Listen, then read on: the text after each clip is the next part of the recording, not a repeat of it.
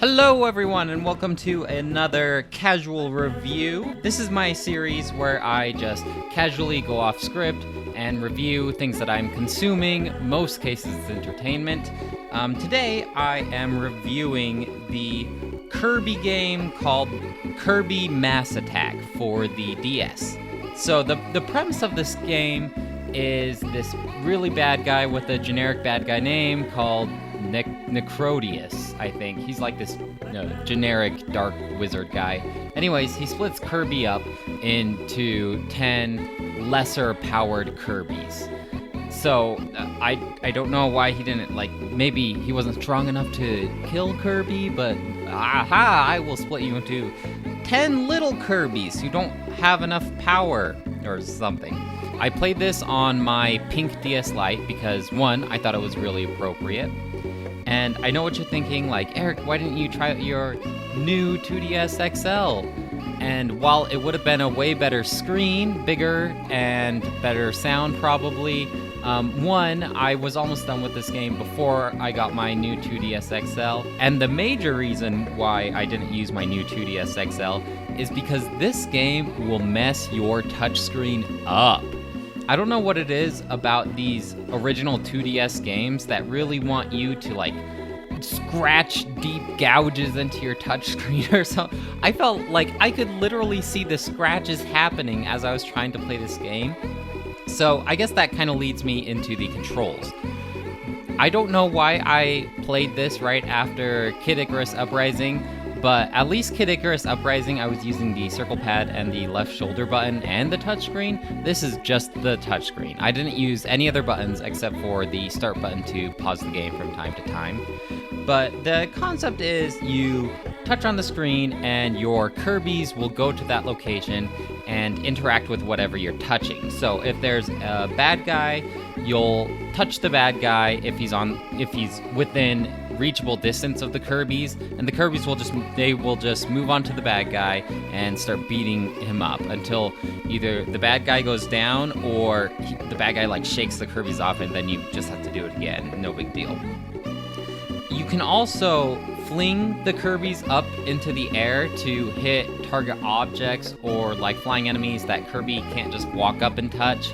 And that was kind of a more fun aspect of the game. Is a lot of the times it would challenge you in where and when to throw the Kirbys.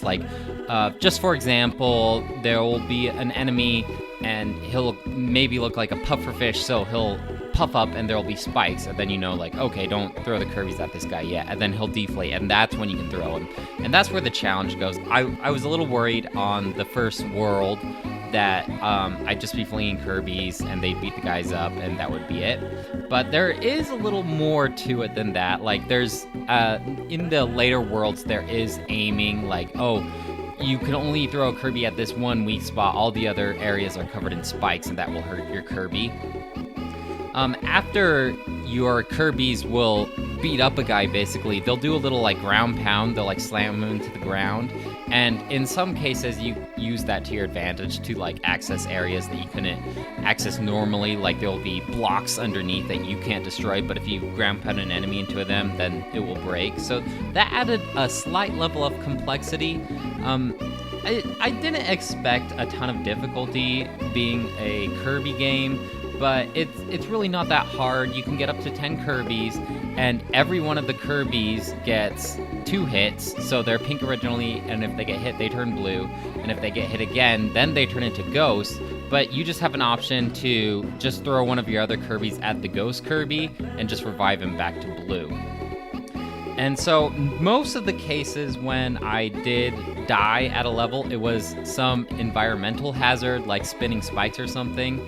And the difficulty in that is it's really difficult to get 10 units, 10 Kirbys to do what you want them to do, all with just touching a location on the touchscreen. There always seems to be that really dumb Kirby that just lags behind, and he just always dies, and then you go back trying to get his Kirby ghost floating up in the air, and then all your other Kirby's will die, and then you have to start the level again. There's no checkpoints, and the levels can get pretty long too. That didn't happen too often, as long as you're paying attention. It shouldn't happen. You just have to keep tapping the same location multiple times to get like all the Kirby's to run to that location to avoid that one dumb Kirby. Another problem is the camera tries to focus on all the Kirby's at once, so if you get one that's far behind, the camera won't progress forward, so you can't see oncoming hazards until you make sure you have all the Kirby's in one spot. Another thing about the combat is this really didn't need to be a Kirby game. There aren't any Kirby attributes to it, I'll say. It's a lot more to like a Pikmin game. I'm not sure when this game came out. I'm pretty sure it came out after Pikmin. It was probably inspired by Pikmin. But you just throw your Kirby's on the enemy and they'll all just start beating them up, and then the enemy will fling them off, much like Pikmin does it as well. And there's no copying abilities. There's no inflating and puffing up like Kirby does.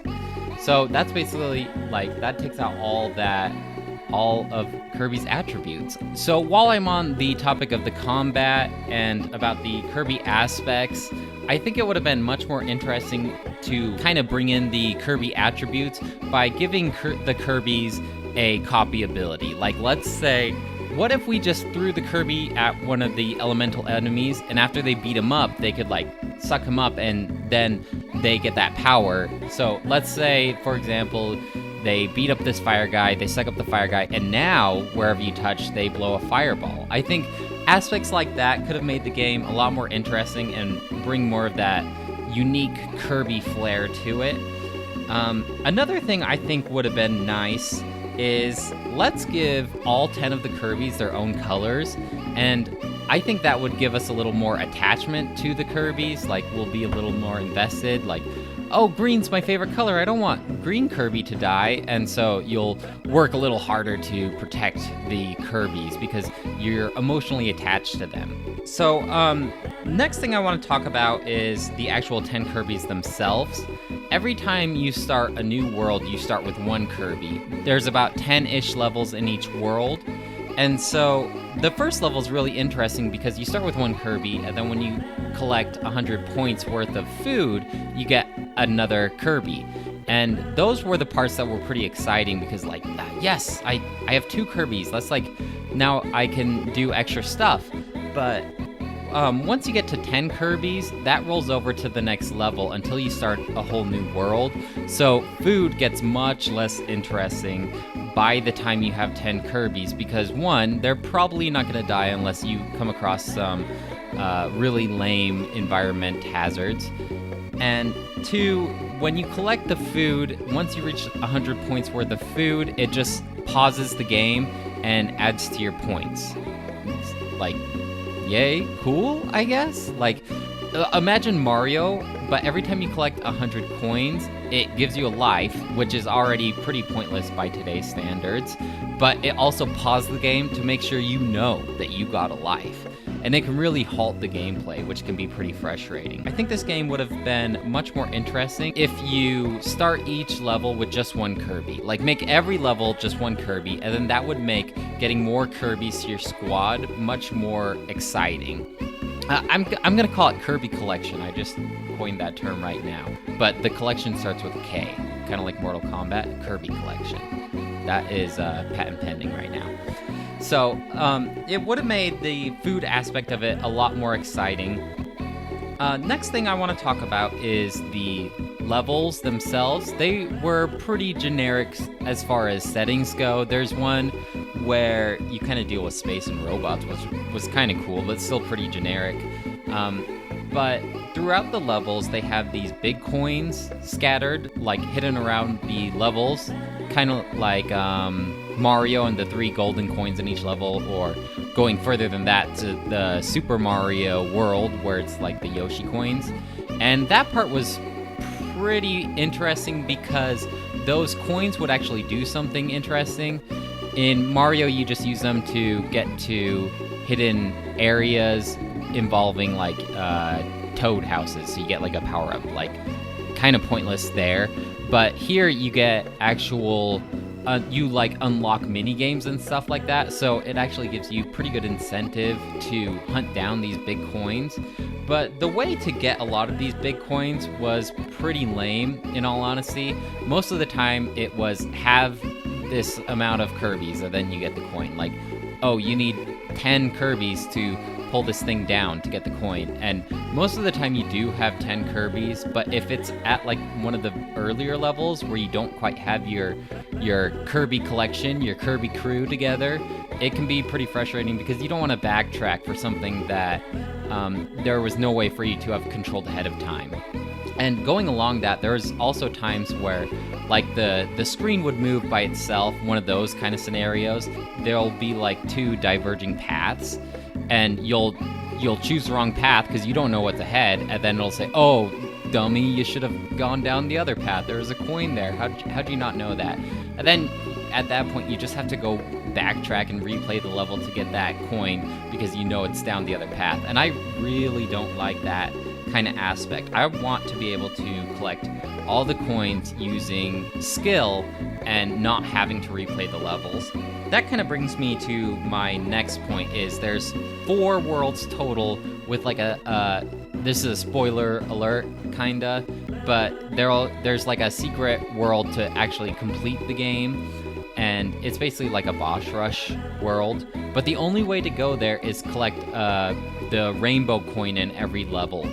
And so I went back and I did it because most of the time I would go for those big coins just to add a little bit of interest to the game, because otherwise you could just like rush through the levels. And so it was kind of fun to hunt those coins down, especially when I was getting unlockables like mini games for it. So I had most of them, but I had to go back to a couple levels just to get these rainbow coins just to finish the game, which if you were playing through the game, you didn't know that and you didn't bother with the coins because you don't care about collectibles, that would be pretty frustrating to have to go replay every single level just to hunt down these rainbow coins. So the final world, this boss rush mode, was whatever. Like most games end in a boss rush mode, which is, it's kind of fun because they give the old bosses that you fought previously like this dark evil tone, so it's scary, it's upgradable. Near the end of the game, I felt like that's when they really pulled out all their interesting things. Like one of my favorite levels was near the end of the game, World 4, where you're in a tank, but your Kirby's are your ammunition. So if you have all 10 Kirby's in your Kirby collection, you get 10 shots before having to reload. But if you only had like 3 Kirby's, you only get 3 shots before you have to reload. And so I really wish they pulled out more interesting mechanics like that rather than the generic left-right platformy kind of stuff. They only did that idea once, and there should be a tank level on every world. There's also one in World 4 where you're like in a spaceship and there's 3 buttons, and those buttons will fire a little rocket in that spot. And so you'd have to fling the Kirby's at that button to fire the rocket left, right, or middle to block oncoming objects heading towards your spaceship.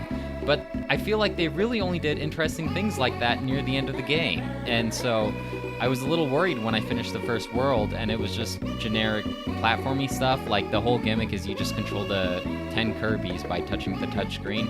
I really wish that they did more unique things like that. So overall, I felt like this game had some pretty interesting ideas, but I feel like there could have been some really nice quality of life fixes, and they really had an opportunity to give some interesting gameplay elements to this game, but it fell pretty flat. I think I'm gonna have to give this game a 2 out of 5.